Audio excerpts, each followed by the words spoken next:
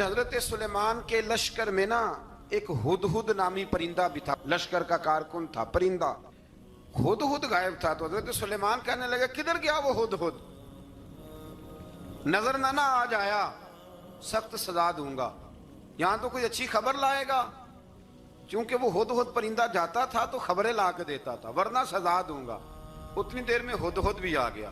तो ये परिंदे जो कारकुन होते हैं बड़े सियाने होते हैं, कभी बंदा नाराज हो तो सही खबरें ले आते हैं। तो सही खबर लेके आ गया, आते ही आके बैठा तो उसने हजरत सुलेमान अलैहिस्सलाम ने कहा कहाँ थे। अर्ज करने लगा हुजूर मैं मुल्क सबा गया था, वहाँ एक औरत हुक्मरानी करती है, उसका नाम बिल्कीस है, बहुत बड़े तख्त पे बैठती है, 80 गज उसका तख्त लंबा है, 40 गज चौड़ा है, और शायद 80 मान के 80 टन उसका वजन है। तो हुजूर वो सूरज को पूछते हैं। तो हज़रत सुलेमान ने फौरन खत लिखा, फरमाया जाके उसे मेरा खत दे दो कि यहाँ तो कलमा पढ़ के हमारी फरमा बरदार बन जाए, वरना तैयार हो जाए, जो अल्लाह के गैर को पूछते हैं हम उनके खिलाफ जंग करेंगे। वो जब लेके गए ना खत, ये हुदूद गया तो वो मीटिंग कर रही थी, उसके वजीर मशीर सारे बैठे थे। इसने जाके खत फेंक दिया मलका बिल्कीस की झोली में। उसने खत पढ़ा तो डर गई, वजीरों को बुलाया। हजरत सुलेमान, कुरान कहता है हजरत सुलेमान ने कहा था खत फेंक के ना तो साइड पे होके सुनना वो क्या कहते। बंदों के लिए मना है, परिंदों के लिए जायज है। बंदों के लिए मना है साइड पे होके सुनना। हाँ, जिसकी जासूसी की ड्यूटी हो, कुफर की जासूसी की, उस बंदे के लिए भी जायज है। तो यहाँ एक तो वो परिंदे थे, दूसरा कुफर की जासूसी कर रहे थे। साइड पे होके सुनने लगे तो मलका बिल्कीस कहने लगी अब क्या करना है, ये खत आया है। तो वो कहने लगे हम तैयार हैं, आप हुक्म करें, हम लड़ने को तैयार हैं, लड़ेंगे। वो कहने लगी नहीं, तेजी ना दिखाओ। कुरान मजीद कहता है कि वो कहने लगी जब लड़ाइयाँ होती हैं तो शहर तबाह होते हैं, मुल्क खंडर बन जाते हैं, लड़ाई मसले का हल नहीं है। उन्होंने कहा कि मैं नबी हूं, तो एक दफा आजमा लेते हैं कि नबी हैं कि नहीं, माज़अल्लाह आजमा लेते हूँ। कहा कैसे? कहने लगी तोहफे ताए बेचते हैं, अगर माल पर दिल ललचा गया तो फिर नबी नहीं बादशाह है, और अगर माल पर दिल ललचाया ना तो फिर अल्लाह के कामिल बंदे। ये फर्क उसने उस वक़्त बयान किया। उसने 500 कनीज़ें, 500 गुलाम, बड़े शानदार लिबास पहना के, 500 घोड़ा बड़ा तगड़ा, उसके ऊपर माल व असबाब रख के तैयारी करा के हजरत सुलेमान की तरफ भेजा। हुदहुद पहले से खबर लेके आ गया, हुजूर उसने ये प्रोग्राम बनाया है। वो जब आया सारा कुछ तो हजरत सुलेमान देख के जलाल में आ गए, फरमाने लगे उसे जाके कह दो तू मुझे क्या तोहफे भेजेगी, मेरे रब ने मुझे माला माल फरमाया हुआ है, उसने माला माल किया मेरे मालिक ने, जा उसे जाके कह तू क्या तोहफे देगी। जब रब देता है तो फिर कोई कमी ना ना वो नहीं छोड़ता। बंदे क्या दे सकते हैं, बंदे तो बेचारे 10 दे के तो 10 दिन उनकी आंखें नहीं खुलती। फरमाया मुझे अल्लाह ने जो दिया है क्या बात है उसके देने की। तो फरमाया उसे कहो या फरमाबरदार होके आ जाए या जंग के लिए तैयार हो जाए, हम उसे उसके शहर से जलील करके निकाल देंगे। उसने जाकर जब पैगाम दिया तो और उन लोगों ने भी आके बताया कि वहां तो हम अजीब मंजर देख के आए हैं कि जानवर भी हाथ बांधे खड़े हैं, वहां तो जिन्नात, सरकश जिन्नात खड़े। वो बादशाह नहीं, वो नबी हैं। वो जो 500 गुलाम और 500 कनीज़ें गई थी, हवाल सुनाया आके। तो मलका बिल्कीस ने फिर खत लिखा कि मैं फरमा बरदार होके आ रही हूँ। माना क्या है, मैं कलमा पढ़ने के लिए आ रही हूँ। तो हजरत सुलेमान ने कहा भाई अब इस तरह करो, जरा फर्श बिछाओ। उन्होंने फर्श बिछाया इस तरह का कि ऊपर फर्श था, नीचे मछलियां तैर रही, लग रहा था दरिया है। ड्यूटी लगा दी, जिन्नात ने बिछा दिया। उधर हजरत सैयदना सुलेमान फरमाने लगे अब चूंकि मान के आ रही है तो उसे अपनी नबुव्वत की अलामतें भी दिखानी है। उसने तख्त बड़ा शानदार बनवाया था, और खवातीन में जो आदतें खवातीन वाली होती हैं वो जाती नहीं। वो 7 कमरों में ना पीछे अपना तख्त रख के तो 7 दरवाजे बंद करके आई। उस जमाने में एक रिवाज था, वो जुलेखा ने भी 7 दरवाजे मुकफ्फल के एक रिवाज था।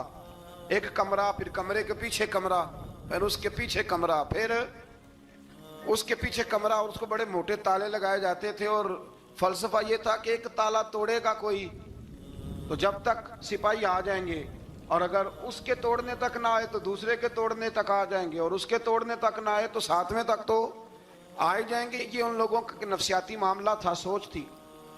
7 कमरों में मुकफ्फल करके ना वो निकली। तो हजरत सुलेमान अलैहिस्सलाम कहने लगे भाई मुझे उसका तख्त चाहिए उसके आने से पहले, उसके आने से। इस वाक़े की क्या जरूरत थी कुरान पाक में? ये क्या हाजत थी ये तख्त वाली सारी बात कुरान ने क्यों बयान की? पूछें आप अपने दिल से भी और इनकार करने वाले मुनकरीन से भी, इसकी क्या जरूरत थी? वो जो कहते हैं जी वली की करामत की क्या जरूरत है, सीधी सीधी नमाज पढ़ो, रोजा रखो, हज करो, ज़कात दो, तो पूछो इनसे एक सूरत नमल के अंदर इस सारी तफसील की क्या जरूरत थी? खत्म हो गई जब वो कलमा जो पढ़ रही है, तो फिर इस सारे वाक़े को रब क्यों बयान फरमाता है? हजरत सैयदना सुलेमान फरमाने लगे तख्त चाहिए, और चाहिए उसके आने से पहले।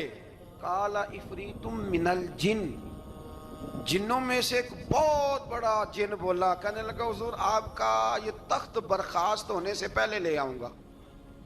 ये जो आप मीटिंग कर रहे हैं ना, या फैसले खत्म, कुछ ने लिखा सुबह से शाम तक मीटिंग होती है और उसको आने में पता नहीं कितने दिन लगेंगे, तो मैं ये बर्खास्त होने से पहले। और कुछ ने कह दिया आप शर्त क्यों लगाते हैं कि सुबह से शाम तक होती? उस जिन ने कहा दिया आप 10 मिनट में फारग हो जाएं, आप फारग होंगे तो तख्त आ जाएगा। मुफस्सिरीन ने लिखा है कि जब कुरान कहता है कि उसने कहा कि आपके फारिग होने से पहले, तो इसका मतलब है कि जब आप उठेंगे ये जगह खाली कर देंगे तो तख्त यहां किवें, हजारों मील का फासला है, आ जाएगा। पर हवाई जहाज पे कार्गो करा के जी DHL के जरिए कैसे आएगा? वह आएगा तो बस आएगा। तो हजरत सुलेमान की तो बादशाहत थी ना जमाने पे, फरमाने लगे नहीं नहीं तू लेट है, तू लेट है, तू हमें जानता ही नहीं, एट सेट ते पखड़ा कुआर गंदल, असी और भी बूटियां जानने आ, ये तू लेट है, अभी हमारी ताकत इससे ज्यादा है। बड़ी कमाल बात लिखी है लिखने वालों ने। एक मुफस्सिर ने लिखा है कि अभी हजरत सुलेमान ने गुलामों से मंगवाया है, अपनी बात कोई नहीं की, ये हाल है उनके गुलामों का, तो सरदार का आलम क्या होगा? हजरत सुलेमान कहने लगे भी जल्दी जाइए। काल अल्लज़ी इंदहु इल्मुम मिनल किताब अना आतीका बिही क़ब्ल अन यरतद्द इलैका तरफुक। तो उठा उनमें से वो जिसके पास किताब में से इल्म था, सारी किताब का भी नहीं, इल्मुम मिनल किताब, किताब वो उठे जिनके पास किताब में से इल्म था। तो वो उठ के कहने लगे हुजूर मैं ले आऊंगा कब?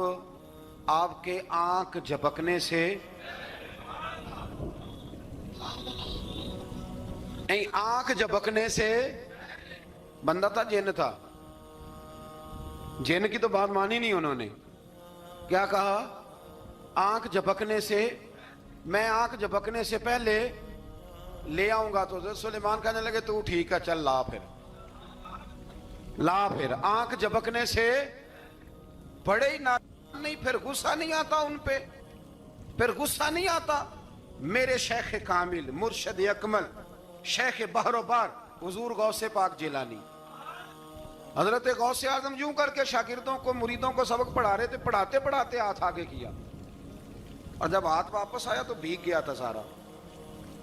तो शागिर्द कहने लगे हुजूर ये क्या है? फरमाया तुम्हें नहीं समझ आएगी, छोड़ो तुम्हारे वाली बात नहीं, हाँ खासा दी गलामा आगे नहीं मुनासब करनी, रहने दो तुम।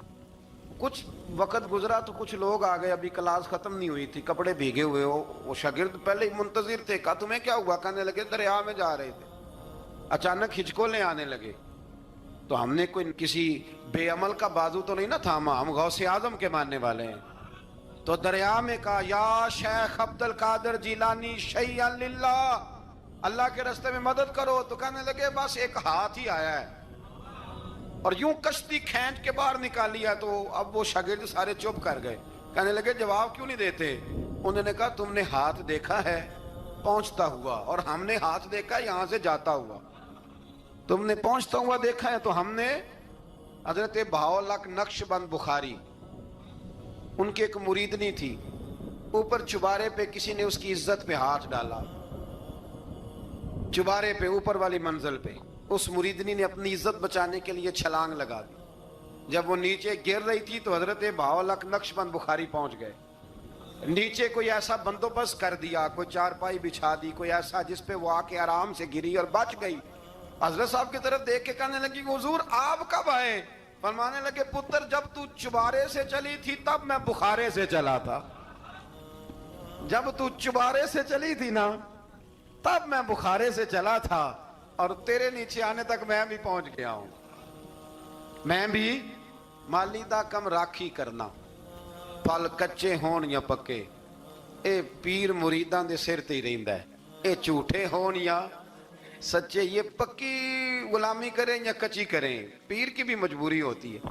کیا کریں, پیر مریداں دے سر تے ہی رہندا ہے. اے جھوٹے ہون یا سچے, کیا کیا جا سکتا ہے. لیکن نا نافرمان بیٹے کا بھی تو جائیداد میں حصہ ہوتا ہے نا. نافرمان بھی ہو تو جائیداد میں حصہ تو, چلو باپ ناراض رہے گا تو اللہ ناراض رہے گا, بات الگ ہے, پر جائیداد کا حقدار تو ہے نا, چاہے نافرمان ہی ہے. پیر مریداں دے سر تے ہی رہندا ہے. اے جھوٹے ہون یا. پھر وہ تخت آ گیا, حضرت سلیمان سے پوچھا یہ کیا ہے؟ قال ھذا من فضل ربی. فرمانے لگے کچھ بھی نہیں. حضرت سلیمان کہنے لگے یہ میرے رب کا فضل ہے. شاید سب مفسرین نے بڑی بڑی باتیں کی ہوں, پر یہاں ایک قاضی ثناء اللہ پانی پتی رحمت اللہ علیہ کا فقرہ میں پڑھ رہا تھا, بڑا مزہ آ رہا تھا. قاضی صاحب فرمانے لگے اس آیت پہ, قاضی صاحب کہتے ہیں جن پر نرا فضل تھا, ھذا من فضل ربی, نرا فضل. فرمایا ان کی تو اتنی طاقت ہے کہ وہ ہزاروں میل دور سے 80 گز لمبا 80 گز چوڑا تخت آنکھ جھپکنے سے پہلے لے آتے ہیں, اور جن کے بارے میں اللہ فرماتے ہیں وَبَشِّرِ الْمُؤْمِنِينَ بِأَنَّ لَهُم مِّنَ اللَّهِ فَضْلًا كَبِيرًا. فرمایا محبوب اپنے غلاموں کو خوشخبری دے دیں, باقیوں پہ نرا فضل تھا, ان پر تو فضل کبیر ہے, ان پر تو بڑا ہی فضل ہے اللہ کا. تو فرمایا جن پر فضل کبیر ہو, ایک نہیں, اس پر میں بڑے دلائل دے سکتا ہوں. کرامات اولیاء پر میں بڑے ہی دلائل دے سکتا ہوں, بڑے.